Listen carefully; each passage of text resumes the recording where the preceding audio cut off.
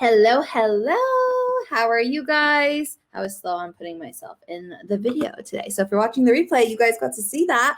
But happy Tuesday. I feel like this week has gone, like I've been very productive, but also kind of slow. So let me know where you guys are at with your week so far. Today we're talking about some awesomeness when it comes to sales. I know you ladies really enjoy these type of training, so I'm excited to offer this. Because I feel closing sales, even though it's way different than marketing, it obviously goes hand in hand. I feel if you don't have good marketing, you can't really get people in to sell. And if you don't know how to sell, right, your marketing is not going to be as useful. So they really do kind of go 50-50. With that being said, we're going to start getting into obviously talking about today's training, which is 3 things you're missing in your sales strategy to close sales. And this may be a hard topic for a lot of us. So let me know kind of where you're feeling on sales.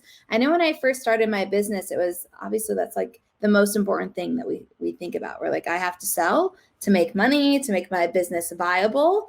But I will also say there's lots of things that kind of go into that beforehand, right? You have to be confident in what you're selling and the service that you're providing or the product that you're selling. You have to make sure that you're open to the opportunity of growth and investing. There's so much that goes into selling. Hello, everybody. Thank you for hopping on. Again, make sure to like this video. Make sure to comment so that I can say hi. But that also helps the other ladies who wanted to join this live get the notification. So appreciate you so much. But yeah, I mean, a lot of us start out in the space of when you start a business, it's all about making money, right? Let me know in the comments if that's how you feel, because I know that's obviously how I felt. I was like, I have to make money. I need to pay the bills. Both me and my husband were both in sales positions. So it got a little scary there, right? I was nervous. And you put a lot of pressure on yourself. But today we're going to go through the top 3 sales techniques that a lot of people are doing wrong or just plain not doing at all. And they like to blame it on other things. So today we're going to hold ourselves accountable, okay, to what we can control. And it is this sales process. We have total control over who's buying our things and who's not. And I'm going to prove that to you guys today. So if you guys are ready, let me know in the comments. Be like, hey, yes, I'm ready. Hi, Emma. Hello, ladies. Appreciate you guys so much. And again, comment, like this post. That helps everybody who wants to be on this live get notified, as well as those who want to join the replay. If you're live, hashtag live as well. That helps me kind of see who's here, and replay, hashtag replay. So with that, the first one that we're going to talk about today, okay, this is the one you have to do right now. Write it down. I don't care if it's on your hand. This is the first thing that a lot of us are doing wrong, okay? And when I first started my business, I was 100% not doing this. And it's sad because it should be kind of like the main thing we do. But reaching out, okay, to the people who are connecting with us, whether you have a Facebook group, whether it's just your Facebook profile and you have new people coming into your space, we don't message those people, okay? Because the first thing that comes into our mind is like, well, I don't want to cold sell. Like, I don't want to come off that. I'm just immediately going to sell whatever I have to offer. If you guys feel that way, when new people come into your space, you're like, I can't message them, Nicole, because they're not going to want to talk to me. Let me know. Be like, that's me. I feel that I shouldn't talk to them immediately when they add me as a friend or I add them as a friend or whether they join my group or not. Okay, we're banishing this, okay? This is a no-go. Anybody that comes into your space that is an entrepreneur or is your target audience, please reach out to them. And just say thank you or just ask them a question, especially if it's your personal profile. See, yeah, I know I'm not the only one. That's what I thought when I started my business. I was like, oh, I can't cold pitch. I can't do any of this. Like, it's going to come off super bad. It doesn't. Trust me, okay? It actually is a really great way to start the process of connection. And also something that kind of coincides with that too. Okay, so the reaching out portion is really important. But for this number 1 thing as well is follow up. How many of you guys who start conversations with people just to thank them for being in your space or to get them to get to know them a little better, even follow up, right? I've had so many, it's bad. Especially when I first started my business, people I had calls with, right, that could have been potential clients that I never, ever followed up with. And I feel terrible because obviously they wanted some sort of marketing help and I probably could have sold them into my offer, but I didn't because I forgot to follow up, right?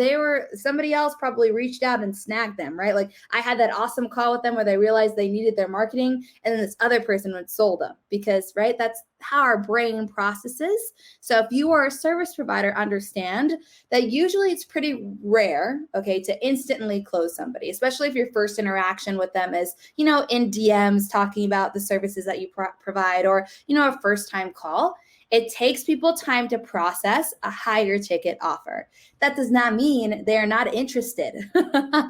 Follow up is usually something that we totally lack, as well as that reach out process. So my goal, okay, for each of you ladies who are on right now or who are on the replay, please today, okay, write it down in the comments. We're holding each other accountable. That's what we do here.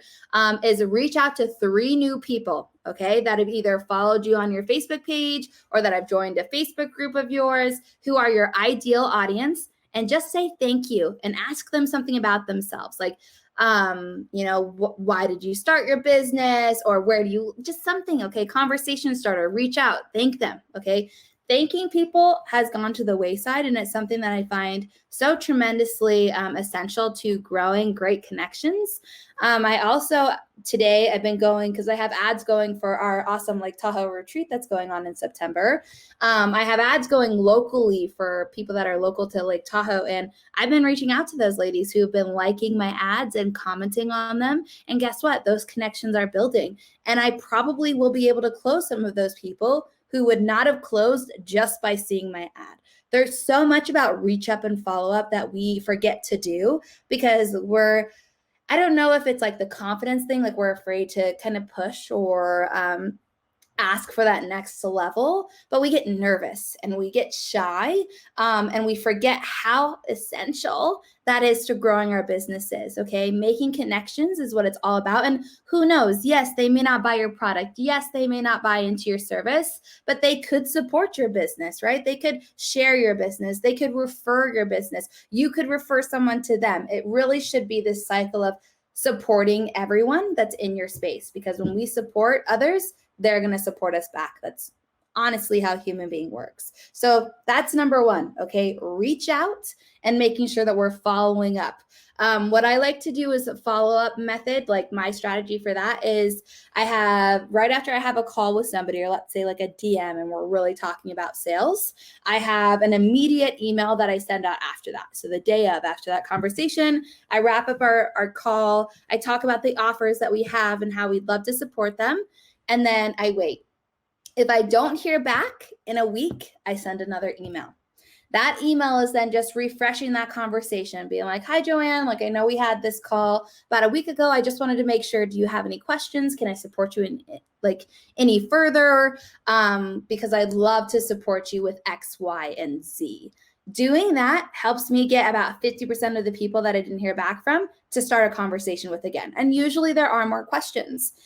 Giving people the opportunity to not be in the space of they need to make a yes or no decision is going to help you guys close sales, especially as service providers, so much easier, because they know that you genuinely care about giving them something that they need in their business, right? Or in their life, if you're a health coach, for example, right? Something they genuinely need / want to feel better about themselves. This is going to move that conversation along to where you can close them a lot easier. If you don't hear back, okay, I wait another 4 to 5 days after that second email, and I send another email. And this email, I refer back to the first question email that I had sent. I said, I just wanted to do a last check-in and make sure that, we didn't miss it or emails didn't get lost, because I'd love to have a further chat about how we can support you. Super sweet, super simple. I send it off of that question email I'd sent the week before. And then I usually capture another 25% of the people. So with this process lately that I put into place, and my girls can tell you, I've closed about 75% of the people that we've been getting on our calls. So on like our consultation calls. And that's how I close that process. Yes, sometimes it's a month-long process, but let's be honest, right? When you're investing $1,500 or $2,500 plus a month in a team to support your marketing needs, whether advertising or social media, you want to make sure that they care, right? And that reach out process is helping each of our ladies know that we do that. And not a lot of us do that as service providers, okay? It doesn't mean that they don't want what we're offering. It just means we need to ask those proper questions and do the proper amount of time of giving them, hey, this is, what I do. Here are the questions. Here's how I can support you. And really showing them that we care, which leads me into our second strategy that a lot of people don't know how to do, or are afraid to do, or feel that they're not doing it properly, or just come off wrong, okay? And number 2, you guys can write it down. It's called relationship building. Each of us should be doing this. And with the ladies, with the 3 ladies or the 3 people that you reach out to today after watching this live video, I hope that the main goal of this is to build a relationship with them and come at it from the point of, if I can serve them, they're going to come back and serve me. But the first thing that comes to mind is, how can I serve them? How can I help them with my community? How can I help them with my business? Is there some advice that they just need because maybe they just started their business? Whatever that is, okay? First things first, how can I serve them? This is going to help you guys build tremendous amount of support, okay, throughout your business, because as we all know, growing one can sometimes feel very lonely. And there's a lot of bumps in the road at different levels, right? It doesn't matter whether you're brand new or whether you're in the business 2+ years, 10+ years. There's always going to be things that are changing and hiccups in the road. And if you're building actual relationships with people, that's how your business is going to grow. How many of you right now would love 60% of your sales to be referral based? Let me know in the comments. Say me, because that was like a dream come true 2 years ago for me. I was like, what? Referrals? That's a thing? Like having 60% of my clients come in referral based, that would be insane. And the truth is, like, that's where we're at currently. And it's because of that relationship building. Yes, exactly. It is because I went out of my way and I knew this time may not make me money right now, but it's going to do me huge favors in the future. Okay. Not only is it going to help me, obviously, I'm a bit extroverted, right? Make connections that I need to feel secure and safe and not alone as a business owner, but it's going to help me and help other people tremendously more. Okay. And that's why I started my business. I wanted to help more people. Yes. Do I want freedom? Yes. Do I want lots of money? I mean, shit, who doesn't want that, right? That's like the dream. But my main goal was to help small women business owners have the middleman of marketing, right? So they could grow to 6+ figures, 7 figures, and beyond. And that was really my goal. So connections and relationship building have created, okay, in less than 2 years, us being at a space where 60% of our clientele is coming in from referrals. So this can be you ladies too. And it's really just following this process of, how can I serve them first?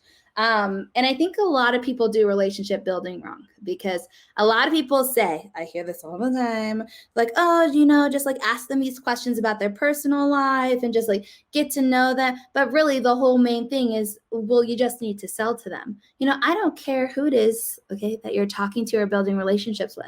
They know somebody that could use your services or buy your product, right? It doesn't necessarily always have to be your target audience. It could be somebody who's maybe not there yet, right? Maybe they're above it and they know people that need your support. I think just the practice of relationship building is what moves you through the process of eventually only probably connecting with your ideal audience, right? And making the solid, I'm serving you first, and knowing that what good I put out in the world comes back to me tenfold. And that's really how I led my whole life, even through hardships, even through times when I wanted to throw fits and be bitter and, do things that I'm like, well, other people are doing that. I've always told myself my main goal here is, 1, not to hurt others like I've been hurt, but 2, to do better, right? Is to continue to make myself better, continue to learn from these scenarios. And that's what I think this relationship building has really done for me in growing this business. Is it's pretty cool to say, hey, I referred so-and-so, and now they've been clients for, 3+, 6+ months. It's really cool to say, I made this awesome relationship with so-and-so, and now we're business partners and we're doing all of these awesome things together. And that's what I want for each of you guys to do. And even if you're a product-based business owner, trust me, you can do this. There are so many product-based business owners that do collaborations, that do subscription boxes together. You have a huge, huge opportunity here. So don't overlook that, okay? Because there's a lot to be had with collaboration, whether you're a service or a product-based business. And so the last one today for the third strategy that you're missing, okay, that you're not doing in your sales strategy to close sales easier, is you're not asking for the sale. How many of you guys, when you are talking to somebody that could potentially be an awesome client, are like, well, have you thought about this? Are you interested in this product? Are you interested in this service? How many of you guys write posts, okay, story posts or any type of value in your social media and then ask for the sale? How many of you guys do live videos and ask for the sale? A lot of people forget this, right? They're like giving all this value and doing all these things, and then they forget to say, hey, I have this offer that, or this product that might be, really help you with this issue or this struggle or whatever that is. And they just don't ask it. And to me, that's something that a lot of us struggle with, right? It's not just, brand new business owners, it's all of us, because it gets uncomfortable asking people for money. And that's usually due to just societal norms, right? It's supposed to be uncomfortable to talk about how much money you make. It's supposed to be uncomfortable to say that, I want to pay this much for something, or, this is how much my new house, like all the things about money, like society has put on these norms that we shouldn't want more, right? Or we shouldn't talk about it. But the thing is you should talk about it. You should ask for the sale. People don't just willy-nilly buy things, right? They need to either have social proof or they need to have personal connection to you. And here's the one difference from today's training for service and product-based business owners. As a product-based business owner, you do not have to have conversations with your customers like us service-based providers do, right? What you do need to have is social proof. You need to have people who bought your product and love it.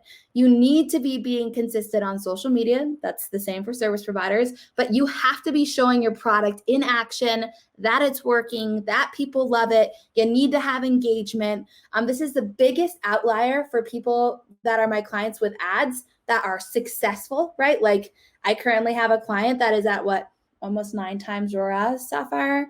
And she started ads less than 2 weeks ago. Okay. And the reason being is she had a huge and an amazing organic base that is now pushing her ads and really having huge social proof. So people who've never engaged with her product or business before are just buying it off the shelves without really knowing her, right? Because they see it. They see that it works. They see that it's great product. So they buy it. That's what I want for all of you guys who are in product-based businesses, is you need to have that type of social proof to be closing sales easier. As for those of you who are service providers, you need to have that personal connection, which is why number 1 of today's training was really on that reach out, right? And that continuous follow-up. Because if they don't know you, they're not going to pay $1,500 a month for your services, whether they need it or not, right? They need to know that you are there to serve their business, or that you are there to serve them, whatever it is that you do, and that you're going to help them see the results that they want to see, that they're paying you for, right? And something that I've learned as I've gone through this process, and we will be 2 years full-time in this big business in just a couple of weeks, which is crazy to me, is that it really is all about the relationship. But as service providers, we are always going to be the scapegoat, okay? Anything that goes wrong, like our clients aren't holding themselves accountable, they're not partnering with us, they're not necessarily doing the same things that we need them to do, to see great success, it is going to be on our shoulders. But I want you to understand that that's a process that everybody goes through, okay? Everybody as a human being does not like figuring out that we have something that we need to work on. It's very hard for us to notice that. So if you're a service provider and you're just starting out or you're newer, you need to understand that that is probably the hardest part about business, is that if you don't have your teammates, right, your clients being teammates, there are going to be times where it's going to look like you're the bad guy, or you feel like the bad guy, even though you aren't.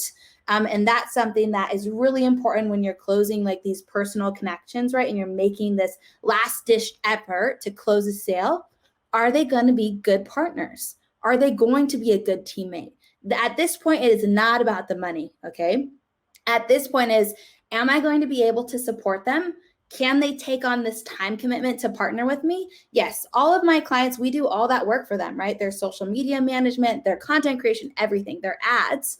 But I still need that partnership because we still need to understand who their audience is, right? How they want to be portrayed online. What type of ads should we be posting that's going to resonate well with cold audiences or warm audiences? Like that partnership is so essential to amazing success that at the end of the day, when you are closing and asking for the sale, which a lot of us don't do, it is at the same time as important for you to make sure that you are at a teammate level. This is a partnership, because if not, that's where things get a little lopsided. So I had to go kind of on that tangent because I think a lot of us as service providers, we give up due to one of the other things happening where we feel like we're in the wrong, we're not doing what we need to do, when at that time we weren't giving the proper understanding to our clients that this is a partnership, that both people have to do work to make this successful. Please let me know if you have any more questions. Adore each of you and appreciate each of you for your time tonight.